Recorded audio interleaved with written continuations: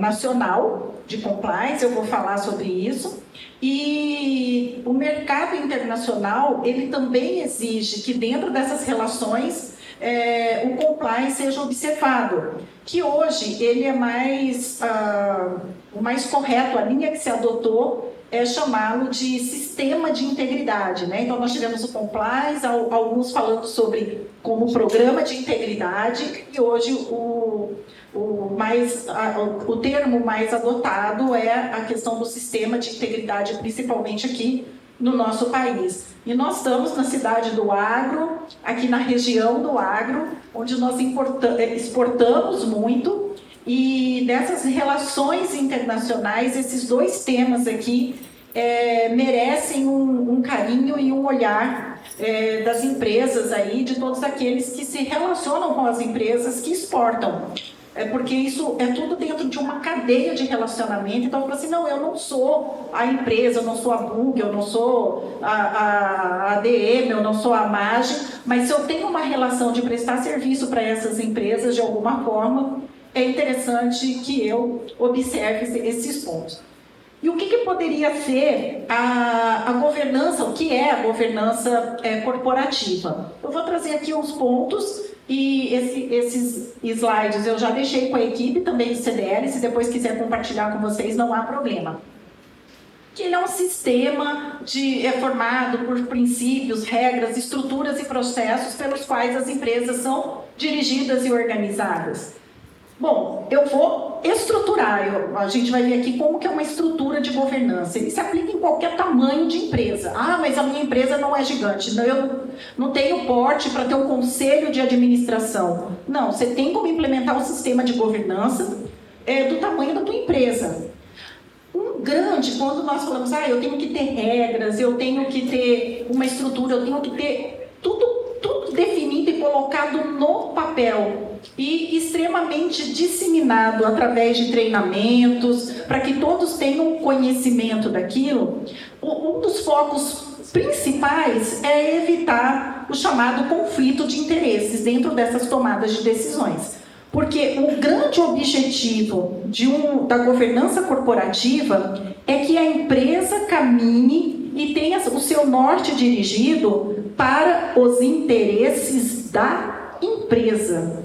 E não do seu sócio, não do seu presidente, não do seu diretor A, e até mesmo não de um acionista. Não, o interesse é da empresa, é isso que deve prevalecer. E quando eu tenho essas regras, um exemplo, para pagamento de determinado valor, ou de aprovação de um patrocínio, ou de algo nesse sentido, eu tendo uma camada de análise e vários ali dando a assinatura de um modo simples, né, dizendo, eu posso aprovar se passar por todos esses setores, eu vou estar tendo ali uma dupla checagem, e essas pessoas vão estar verificando se aquele caminho, se aquela decisão que está sendo tomada, ela efetivamente é para atender os interesses da empresa.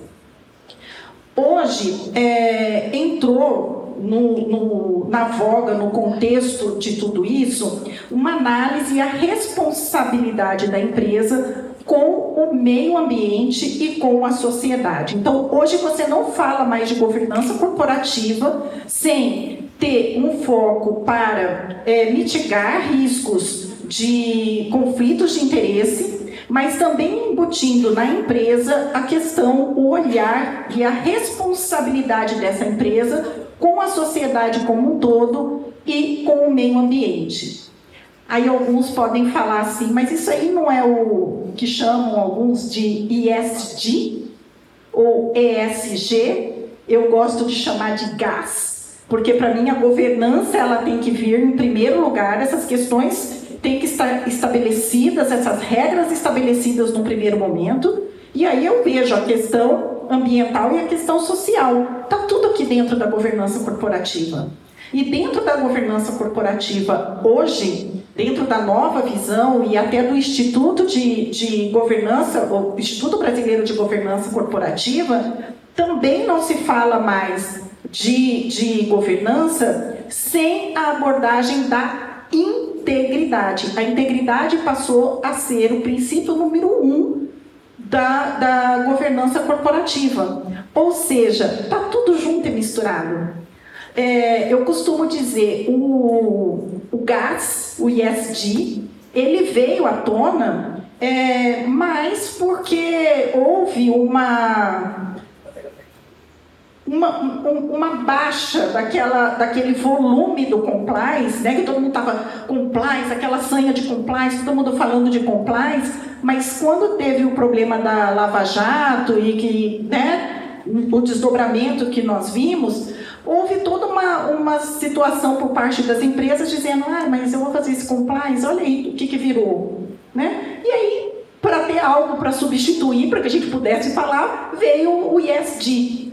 Mas a pauta ambiental e a pauta social estão aqui embutidas na responsabilidade. Então, hoje, a empresa ela tem que atender os interesses dela, afastar conflitos de interesses dos stakeholders. O que são os stakeholders? São todas aquelas partes relacionadas com aquela empresa e que têm interesse, de alguma forma, na condução do processo da empresa. Um conselheiro é um stakeholder, um cliente é um stakeholder, um prestador de serviço pode ser tido como stakeholder. Então, todos aqueles que estão envoltos no desenvolvimento e nos objetivos da empresa.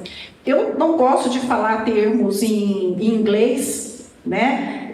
Eu estou trazendo os que eu estou falando, porque vocês podem acabar ouvindo por aí, vai falar o que é esse negócio, né? E aí eu trago para pincelar, porque quando nós falamos de governança corporativa e de compliance, escuta muito essa terminologia de stakeholder, né? É como no due diligence. O que é esse negócio de due diligence? É com quem eu estou andando.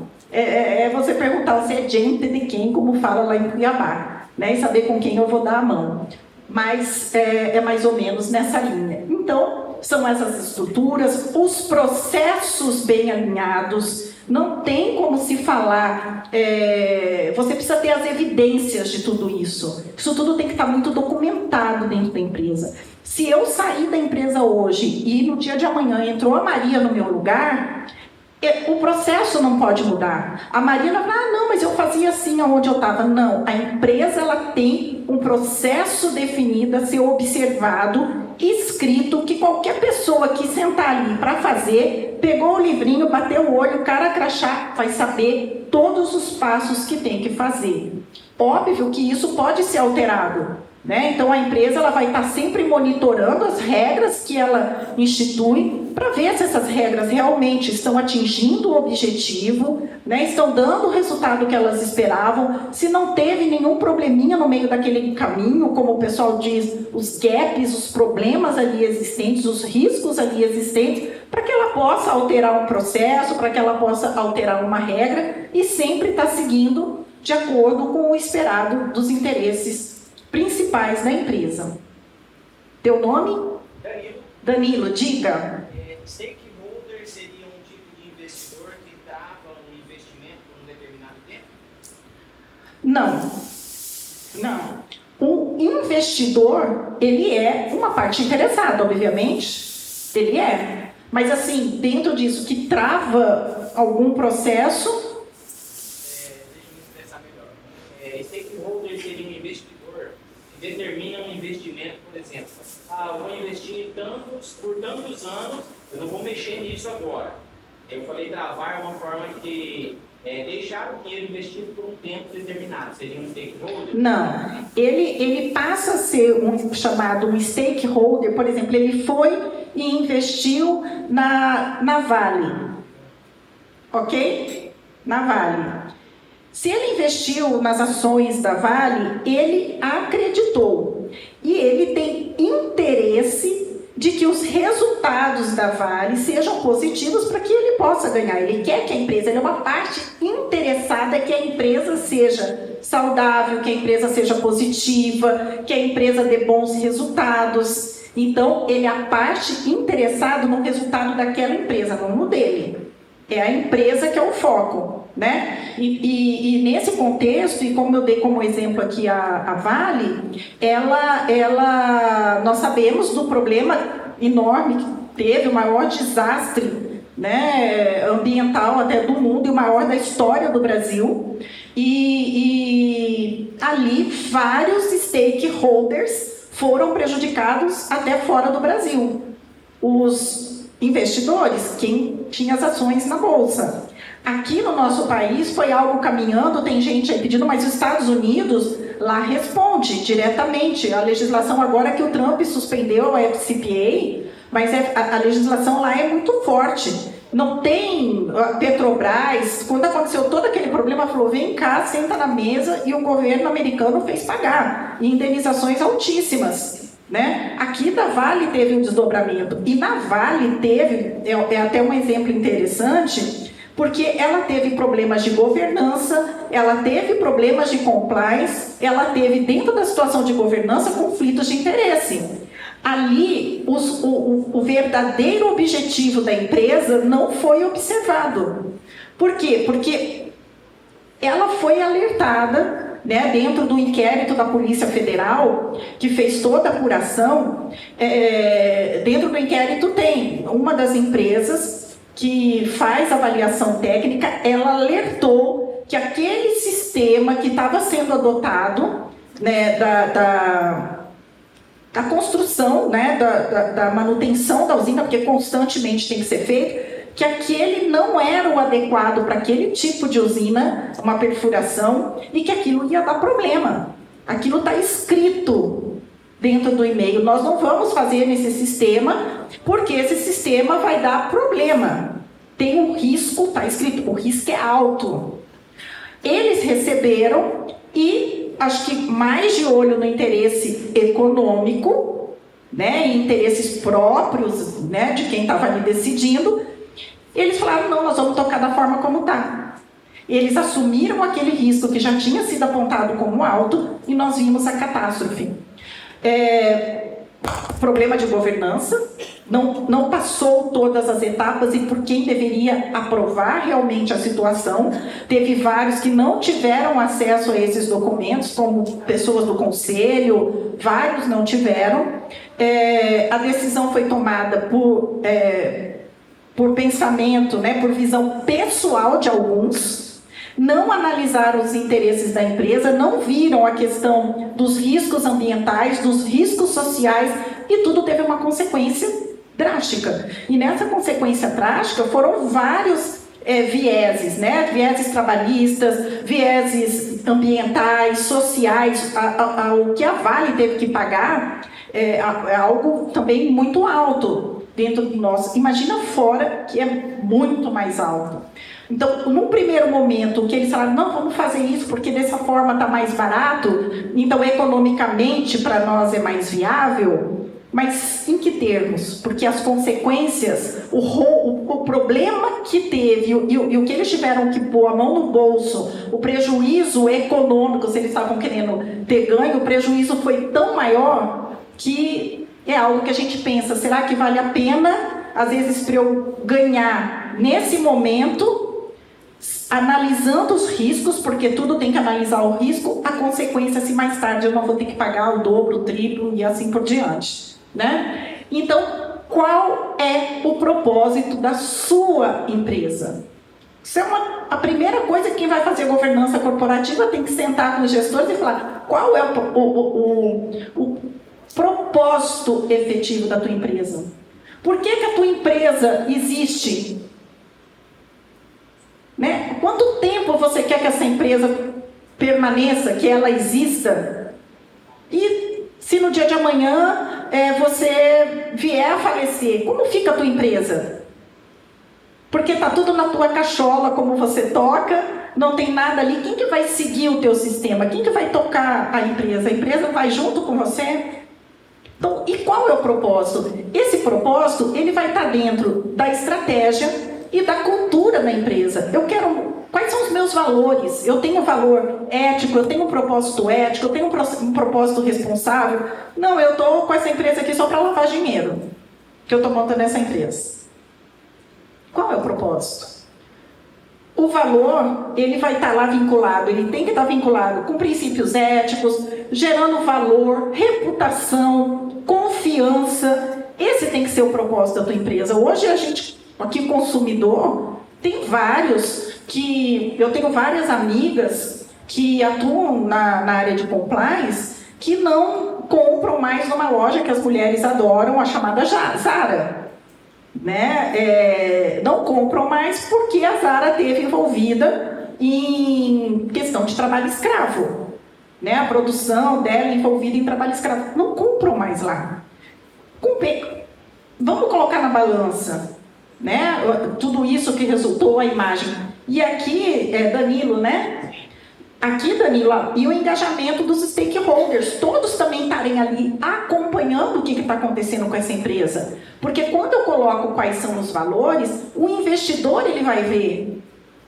Né? Aquelas pessoas que vão se relacionar desde um consumidor, eles vão ver como que aquela empresa caminha. Então, qual é o teu propósito de existir?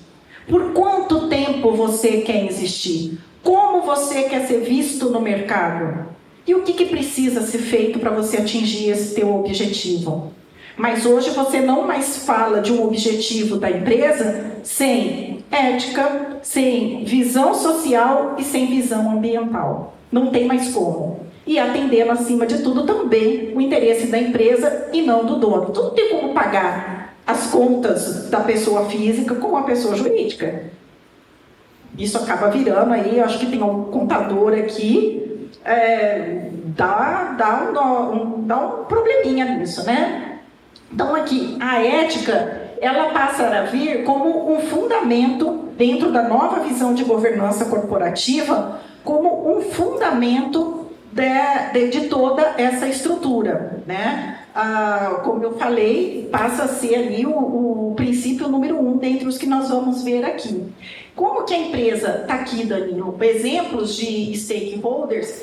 Eu estou com a empresa, com o propósito dela, com essa visão de responsabilidade social, com essa visão de ética, com a visão de respeito ao meio ambiente. E aqui eu vou fazer só um paralelo, que até a minha dissertação de mestrado está nessa vertente, e recém escrevi um artigo sobre isso. O meio ambiente não é só esse meio ambiente de planta, não, viu?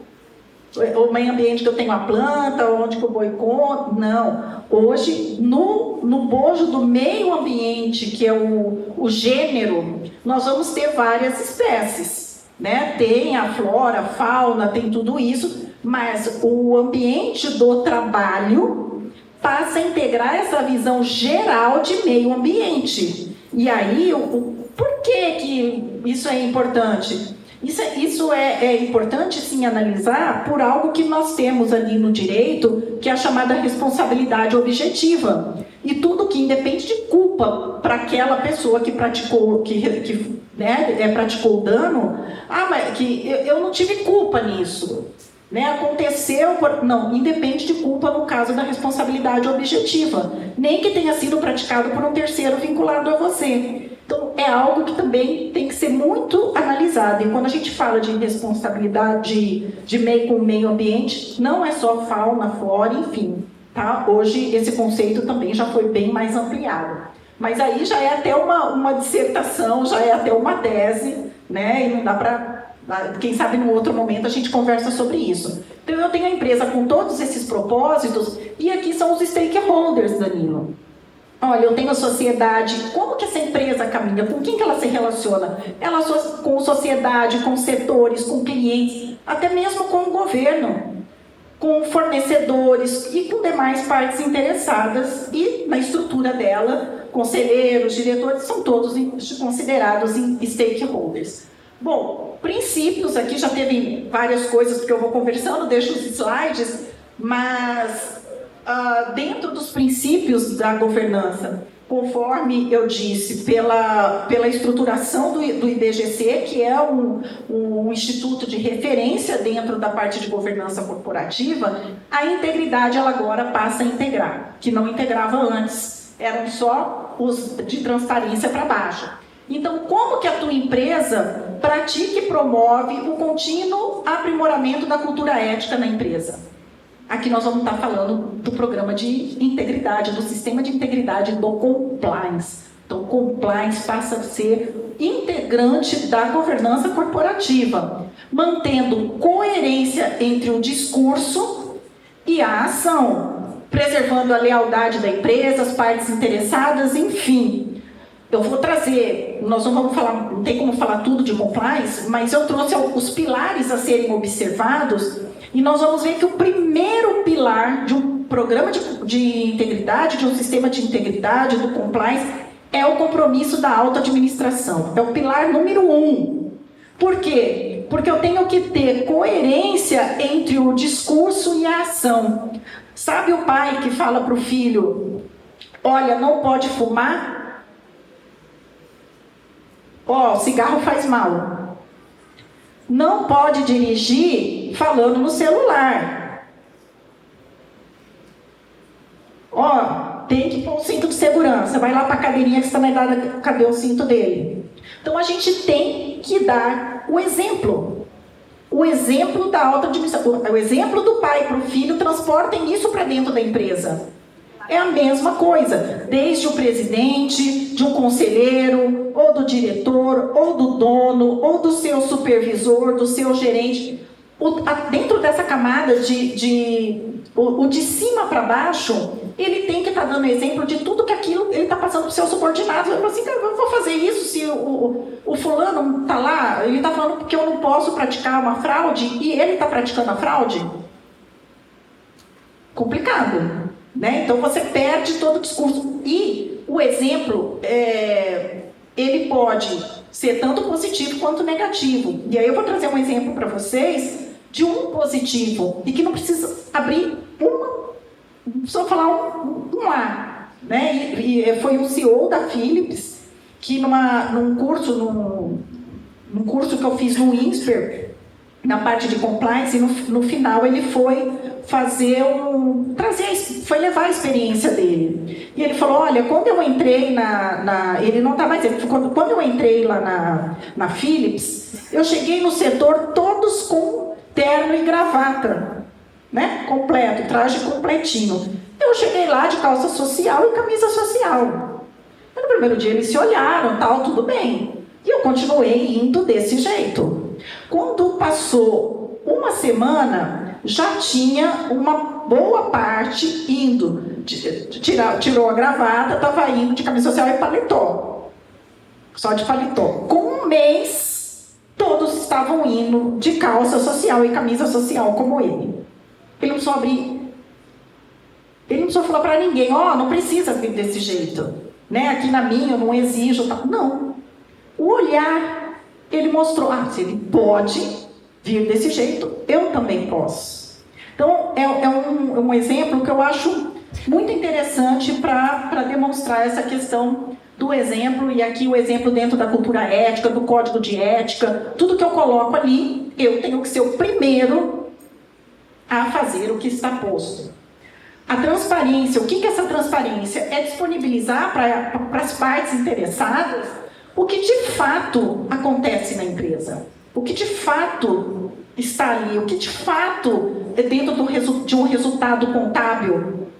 Será que eu vou maquiar aquele balanço para poder mostrar para o conselho, para poder mostrar para os acionistas, para poder mostrar para os meus cooperados? Aquilo que eu estou mostrando de fato representa a realidade? Então, essa transparência, ela tem que ser total em todos os aspectos. Que quando tem a questão da governança, óbvio, são todas as regras ali postas. Né? Usa-se até, e na parte pública, é o mais importante, ou é o que deveria acontecer, é a agenda do presidente, a agenda do governo, sempre está colocadas ali no site do presidente, do governador, do vereador, de todos, ali na página deles, ou se é no Instagram, para que todos possam acompanhar. Quem que está recebendo, quem que não está recebendo, qual que é o assunto que está sendo tratado, né? Porque a gente tem um interesse público aí, nós aqui somos stakeholders, parte mais do que interessados e que pagamos a conta de tudo que está acontecendo ali. Então, é essa demonstração da transparência. Aqui eu vou fazer até um parênteses, porque nós tivemos, e o que eu falo são casos que já foram que são públicos, né? Já se tornaram públicos. Todo mundo já acompanhou e acompanha ainda toda uma discussão na Unimed, né? De rombo que teve, de 400 milhões, isso, aquilo, outro. Médicos que entraram naquele período até da pandemia e que aí chegavam e falavam, como que está a empresa? Eu vou aí me credenciar, como que está? Não, nós estamos aí positivos, somos o cara. E passou um ano, eles nem tinham tirado o positivo, apareceu uma conta para pagar e eles foram ver que aquilo que foi vendido, né, de uma realidade não correspondia. Então, ali naquele momento, não teve observância ao princípio da transparência. E aí estão tendo uma série de discussões judiciais, enfim. A equidade trata todos da mesma forma e com as mesmas oportunidades. Equidade é diferente de igualdade. Alguém aqui já viu uma figurinha de um mais alto e de um mais baixinho, tentando olhar atrás do muro? A oportunidade para olhar ali atrás do muro, ela está a todos, né? Se eu estou aqui, eu estou olhando aqui em cima, mas aqui eu estaria igual, mas eu não estaria enxergando vocês. Então, o que diz a equidade? Um exemplo, bom, se eu estou aqui, nós somos iguais, mas a equidade, eu vou colocar aqui uma banquetinha, para esse que é mais baixo possa subir e tenha a mesma oportunidade de ter acesso às situações. E é dentro dessa visão de equidade que vem hoje o que muito, felizmente, é ali posto para as empresas dentro da observância e nos códigos de conduta. E eu falo código de conduta, não código de ética, o mais correto tecnicamente, inclusive, porque ética, cada um tem a sua. Dentro da tua casa, da tua família, você tem a tua ética. Cada um tem. Agora, condutas, a empresa pode definir. O que ela espera que cada um que ali esteja, como ela age. E nisso está lá o respeito às diversidades. Né? Você tem que trabalhar. Se a empresa fala assim, não, eu aqui não quero que coloque dentro dos meus valores, dentro do meu código a respeito de diversidade. Meu amigo, então você está fora do contexto.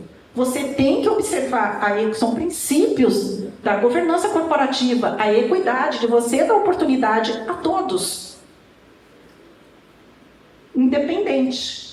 Então, ali eu vou ter a questão da diversidade, a inclusão, o pluralismo. Até quando eu participo de algumas palestras em São Paulo, e esses temas são muito, muito discutidos lá. E aí a gente sempre fala, equidade, mulheres, a gente tem que pôr mulher, nós temos que ver as pessoas pretas, temos que ver as pessoas, temos que dar espaço.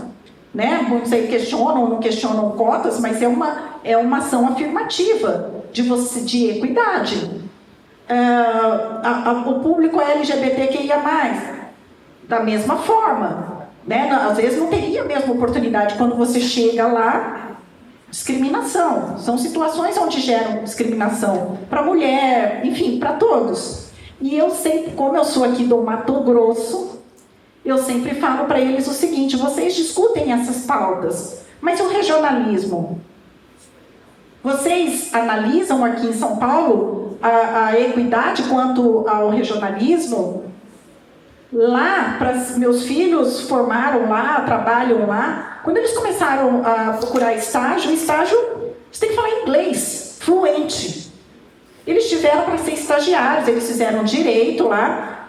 Eles tinham entrevista em português e inglês, tinha que escrever em inglês, tinha que não sei o que, tudo em inglês. Aqui, isso aqui não tem. Aí vai falar assim, mas aqui se não falar inglês, não entra. Falei, não seria uma medida de equidade?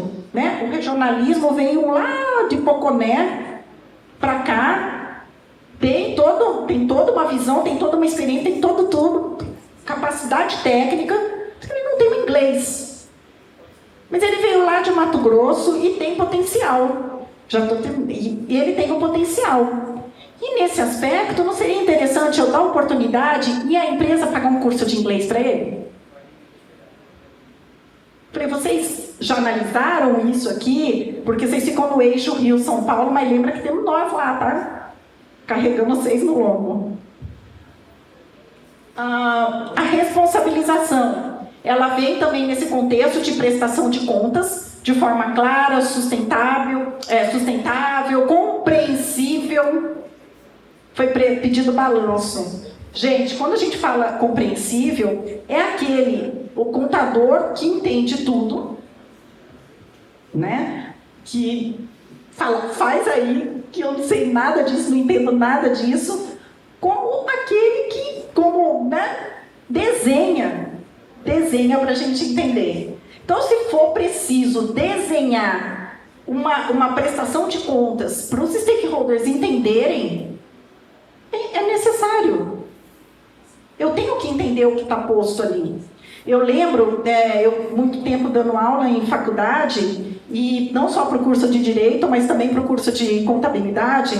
E aí eu falava assim, quando eu chegava e falava assim, eu tenho pânico desse bicho, aquelas máquinas de calcular, né? Tem aquela profissional, e a minha simplesinha aqui. Aí eu falava assim, gente, na hora que eu começava a falar, vamos supor, porque no inglês, no direito, humanas, é uma área social, humanas, tal, a gente trabalha com suposições, porque é pensamento, é ideia. Já aqui são exatas, é um número, a vírgula, quantos que deu. E cada macaco no seu galho, cada um com a sua aptidão, porque todas são necessárias. E eu falava assim, eu tenho medo quando vocês pegam esse bicho. Porque eu falava assim, vamos supor que as horas extras deu tanto. Não, professora, deu 0, Então, um dia eu parei e falei assim, peraí, vocês vão me ensinar a mexer nesse negócio. Agora eu sou aluno, vocês vão ser os professores, vão me dar aula. Tem que entender. E a parte da sustentabilidade, que a gente também já falou aqui bastante, da responsabilidade social e com o meio ambiente. Isso aqui é uma estrutura de governança, obviamente, numa empresa grande, né, onde nós temos conselho de administração e tudo mais, mas como eu disse lá no começo, pode ser estruturada para uma empresa pequena. A empresa ela não tem conselho de administração, ela vai ter sócios? Ela vai ter sócios. Ela não vai ter o conselho, ela vai ter aqui só o diretor administrativo. Ou o que ela vai ter? O dono, eu sou o dono aqui. Tudo bem, a gente pode, mesmo você sendo você e mais um colaborador, você tem como definir regras dentro dessa empresa, envolvendo todos. Mas aqui é uma estrutura ampla, né? Onde eu vou ter conselho de auditoria independente, eu vou ter a parte do conselho fiscal, que vai ajudar dentro da prestação de contas, da transparência, de tudo aquilo que eu tenho que prestar informações, os comitês de assessoramento, e aqui o gerenciamento de risco, controles e o compliance. E essas áreas aqui, embora elas possam estar aqui vinculadas a diretores, essa é uma estrutura do IBGC, proposta pelo IBGC, mas muitos vinculam essas áreas lá aqui ao Conselho de Administração. Mas o IBGC, ele colocou da mesma forma, pode estar aqui vinculado aqui à diretoria, mas elas devem ter acesso direto ao Conselho de Administração. Então, o que estiverem vendo de errado, ela não precisa seguir isso aqui. Não, ela pode bater lá na porta da reunião do Conselho de Administração e falar, olha, eu preciso reportar para vocês as coisas que estão acontecendo. Está aqui os riscos que nós identificamos, está aqui as medidas mitigadoras, os alertas, eu atuando como compliance, já fiz isso, esse processo aqui é um processo de risco. Vai constar em ata e se der algum BO ali, pelo menos o compliance vai ter a prova de demonstrar que foi alertado e que ele fez a parte dele, né? O compliance seria estar em conformidade com as leis e normas políticas? Mais ou menos. Então, essa é uma parte. Eu já vou trazer o conceito dele, tá? Mas eu já vou falar aqui, né, como a gente já está fazendo, e vocês vão ver no slide. O que basicamente é o compliance? É um sistema de gestão voltado para prevenção, detecção e mitigação de riscos de fraude, ilícito, corrupção e lavagem de dinheiro. Esse é o grande foco do compliance. Mas a conformidade, se vocês forem lá buscar no Google, eu sou da época da Barça, eu buscaria na Barça, mas no Google, jogar lá compliance, vai estar assim, estar em conformidade com as leis e com as normas. Ok? Porque se eu sou uma empresa correta, uma empresa ética, uma empresa que pratica atos lícitos, eu vou estar fazendo tudo correto. Ok? Então, também tem isso. Então, que falam, programa de sistema de conformidade e tal, mas o grande foco do compliance é analisar fraude, ilícito, corrupção e lavagem de dinheiro, com medidas de prevenção, tendo mecanismos de detecção e ações ali de mitigação desses riscos. Não existe risco zero. Não tem como você ter risco zero. Ninguém pode falar, isso aqui que eu estou fazendo vai ser risco zero. Também por isso que é importante o monitoramento, para ver se aquilo que você implementou vai estar dando resultado ou não. Né? E o mundo é dinâmico. Às vezes o que eu previ hoje, amanhã surgiram novos riscos ou novas situações. Né? Dentro da questão de segurança da informação, a sanha de um hacker, né, não é entrar numa empresa para ele ser o cara bom no meio, falar, cara, ele é o cara. Né? Não é ele chegar para entrar no sistema de uma empresa e tá lá tudo aberto, a luz piscando, falando, entra aqui, meu amigo, olha aqui, nós estamos com tudo aberto, não temos nada de segurança. Não, ele quer entrar naquela que é difícil. Né? Então, assim, são situações que nós temos que tá analisando os riscos e ele entra. Se ele tem lá, ele conseguiu furar o teu sistema, o que você tem que ter? Tem que ter medidas ali na hora para você controlar isso, como tem dentro de toda a regra de segurança da informação, para você manter a empresa funcionando e já falar, puxa, por onde que ele entrou? Ele entrou por esse pedacinho aqui. Então, peraí, já vamos atender aqui para tampar esse buraco que estava aberto ou que ele conseguiu abrir, tá? Aqui é toda a sistemática dentro do que nós falamos, a parte de governança.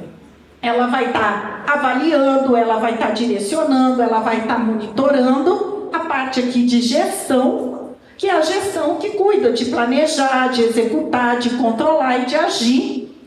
Tudo que foi definido em termos de estratégia e de prestação de contas. E aqui o conflito de interesses que nós conversamos lá no início, porque nós temos que evitar, nesse processo todinho, que haja conflito de interesse. Até mesmo dentro de um mesmo setor. Se eu tenho um conselho de administração, onde um dos interessados, um dos membros, um dos conselheiros, ele tem uma relação pessoal em algum ponto que está sendo debatido ali, ele tem o quê? Ele não vai votar. Porque se ele votar, nós somos humanos.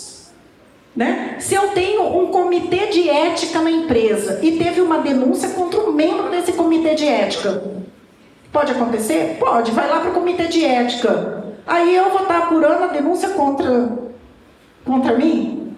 Não tem como. Então aí eu tenho toda a regra, o regulamento, o regimento de um comitê de ética tem que prever isso. Então aquele membro ele é afastado. E os outros é que vão analisar, que vão investigar, apurar, enfim. E se chegar que realmente aquela denúncia ela é positiva, tomar as medidas até contra o membro desse comitê de ética. Entendeu? Aqui nós falamos de conflito de interesse, está contra as diretrizes, o conflito ocorre quando a governança não tem questão de dados, questões pessoais, né, que vão contra os princípios da empresa, o poder no âmbito das decisões colegiadas, que é que eu acabei de falar aqui para vocês. Então a governança ela deve assegurar que as políticas e os processos caminhem sempre nos interesses da empresa. E o compliance, eu dei aquele exemplo que é o mais simples, que é esse sistema de gestão, mas também tem esse outro que é a estrutura corporativa de back office, de retaguarda da empresa. para gestão de riscos posicionadas numa segunda linha de defesa da empresa. Nós temos 3 linhas de defesa, que daí num outro momento a gente pode conversar, a partir de um cenário futuro. Quando a gente analisa risco, nosso risco é futuro, nós projetamos um cenário futuro e analisamos aqueles riscos. Ah, mas e se já aconteceu o BO agora? Bom, se aconteceu, nós vamos agir nesse BO. Mas a projeção de riscos, e para que eu possa avaliar se ele é alto, baixo, médio, quais são as medidas que eu vou mitigar. Como que eu vou mitigar algo que já aconteceu? Né? Como que eu vou ter essa... Não, eu vou agir.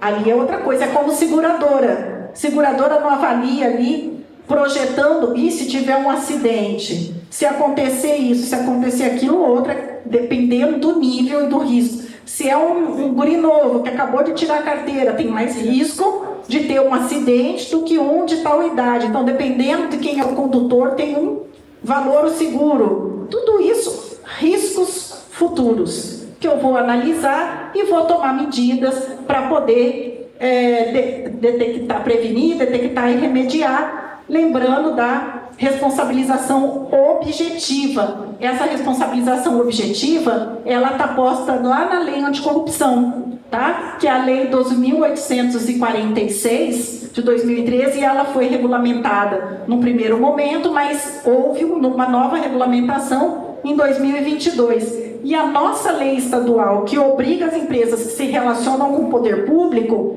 a terem um programa de integridade, é a 11.123 de 2020, foi uma das que eu integrei a comissão que fez a elaboração dessa legislação. Tá? Aqui a gente já está caminhando mesmo para o fechamento.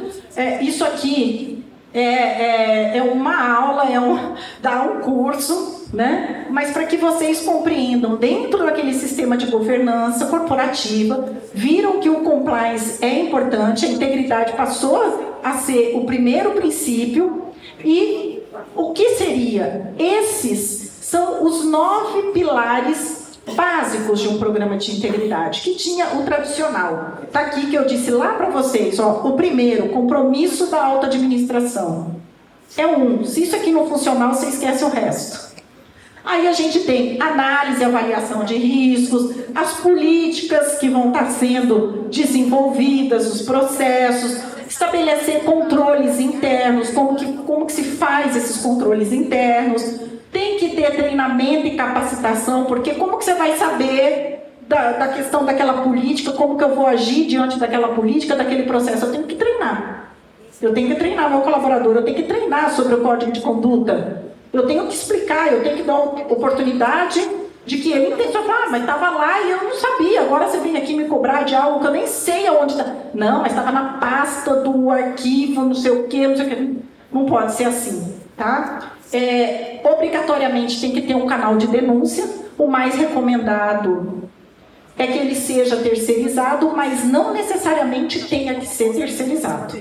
Tá? Mas eu tenho que ter um canal de denúncia onde eu garanta a confidencialidade e o anonimato do denunciante. Nesse canal de denúncia do sistema de integridade, é para comunicar fraude, ilícito, corrupção, lavagem de dinheiro. É diferente de ouvidoria, que vai ali falar, saque, né, que a gente vai estar falando do consumidor. O foco grande é fraude, ilícito, corrupção e lavagem de dinheiro. E nesse bojo do ilícito, a gente está falando aí também de assédio moral e assédio sexual, que são 2 situações que têm ocupado a posição 1 do ranking dos canais de denúncia, tá, das empresas. É número 1. Então é algo que tem que ser muito trabalhado nas empresas.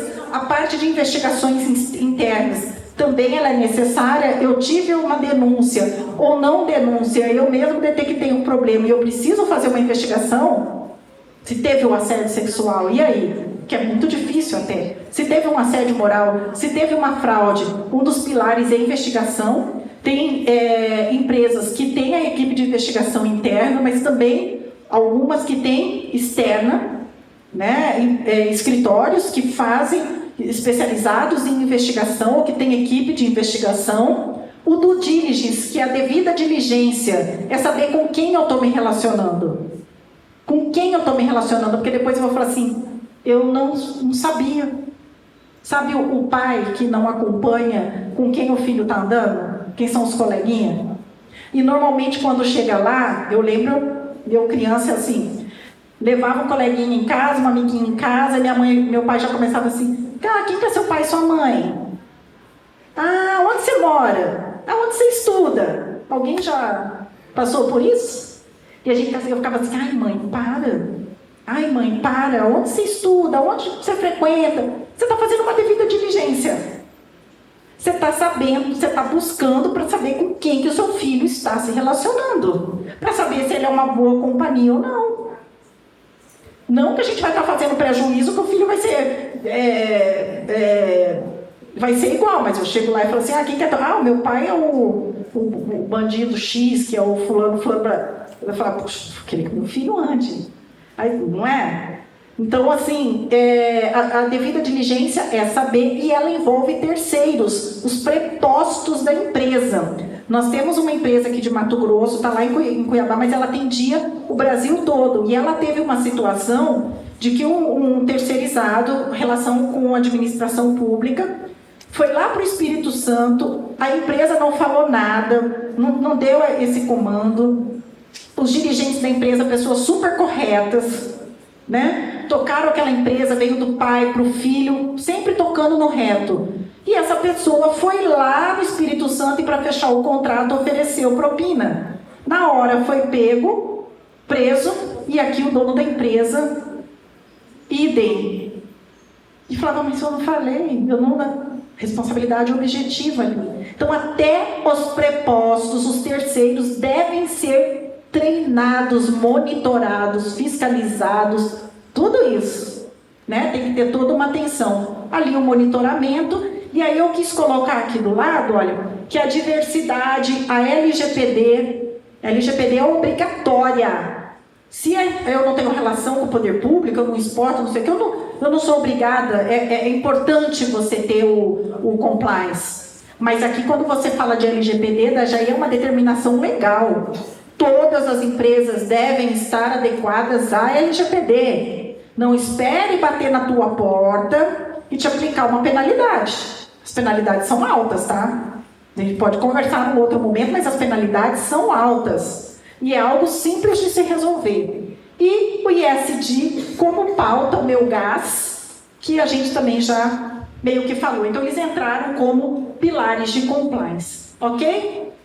E aí, aqui, eu encerro o meu bate-papo com vocês nesse momento. Agradeço muito a atenção de todos e me coloco aí à disposição para que a gente possa conversar numa outra oportunidade. Tá bom? Muito obrigada.